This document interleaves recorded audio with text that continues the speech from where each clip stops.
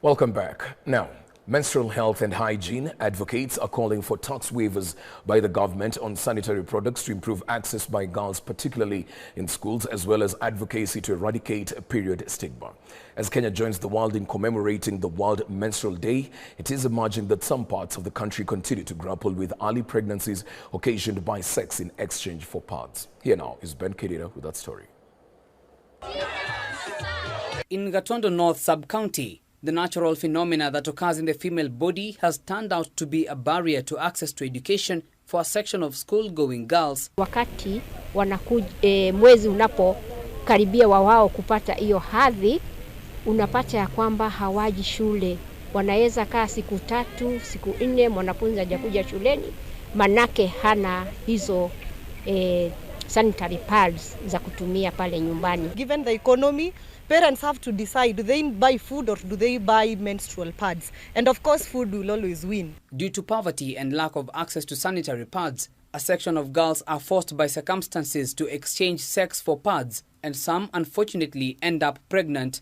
According to government data, only an estimated 46% of women and girls in rural areas and 65% in urban areas have access to and use disposable pads. So we are having a lot of girls having sex out here in an attempt to get sanitary towels. So that is also something that we are really trying to end. And you find that these are grown-ups who are actually taking advantage of these children to give them pads. Siku hii ya leo tumekuja na zile bidhaa za kawaida ambazo ni pads.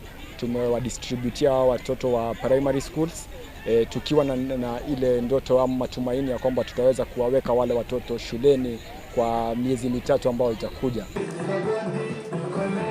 And in Nakuru County, a program dubbed My Body, My Body, rolled out by the Young African Women Initiative, aims at eradicating menstrual stigma by teaching the boy child that menstruation is a normal bodily function. Period is not sickness, it is normal to have periods, and we want to add period stigma. Hiyo hali ya kudharauliwa na kuchekelewa na inakuwa ni vigumu sana mtoto kuja shule akipitia hali hiyo. It has been noted that lack of access to menstrual hygiene products, sanitation infrastructure such as private toilets, hand washing facilities, and menstrual hygiene education can prevent women and girls from reaching their full potential in the classroom, in the workplace, and at home. We are asking the government to ensure in every school there is a special of facilities that are friendly to our girls. They can come to school even with the extras. When they soil themselves, they can go to the ablution, clean themselves, and continue with their lessons.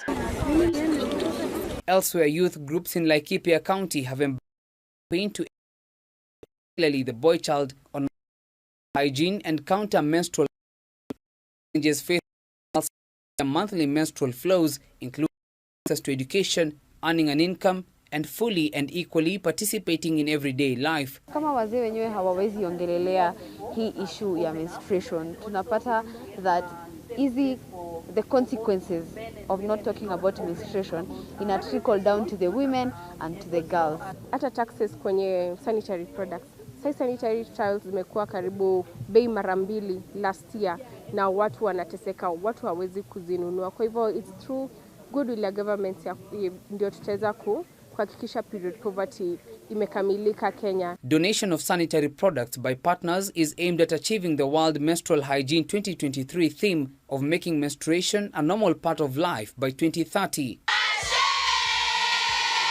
I'm grateful for all our partners, for the pads and soaps. We are really say thank you. You have touched many lives. You have put a smile on a girl child, and we are still appealing for other partners who wish to partner with us to touch a girl child to come up or to come over and support us. My name is Santa Sebastian. I am the Director, Youth and Women Advocacy Network. We are happy today to be at Kithangari Girls today to mark the World Menstrual Hygiene Day. And we are here with the girls. We have brought them pads and also some few pieces of soap as a way of supporting them and supporting the girl child and encouraging them that there is no shame in having periods.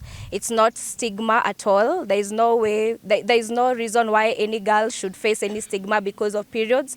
It's totally normal. And we are here here to encourage our communities and everyone else who is part of this community and also other partners so that we can work together and ensure that every girl in our schools in this county have access to sanitary towels and to ensure that they access to quality education as well. We also call the government to come on board, at least remove the taxation when it came to the sanitary towels and the soaps, so that our girls can have better resources and commodities at an easier price. Today we are happy to have our visitors. Okay, we are really grateful to have them. They have taught us much. Today we have learned, and also we are going to excel because the challenges that we end are over now because they have helped us, and we also have learned from them, and we have some of them have become our role models, and we appreciate, and we are going to do marvelous and excel. Ben Kirera, K24, Nairobi. Well, still on the same breath, according to World Bank data, over 500 million girls do not have access to menstruation products or adequate menstrual hygiene management facilities. Girls in rural regions continue to face the brunt of the burden as they suffer from period poverty and the stigma associated with menstruation, necessitating the need to sensitive men on the issue.